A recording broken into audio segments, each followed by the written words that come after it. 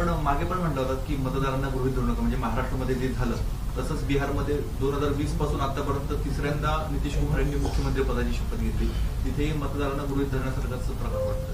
नाही, पण मला मतदारांनी या बाबतीत मला असं वाटतं निर्णय घेणं गरजेचं आहे. जोपर्यंत राजकारण्यांना मतदार जोपर्यंत वटणीवर आणत नाहीत तोपर्यंत काहीच तुम्हाला मिळणार नाही ना.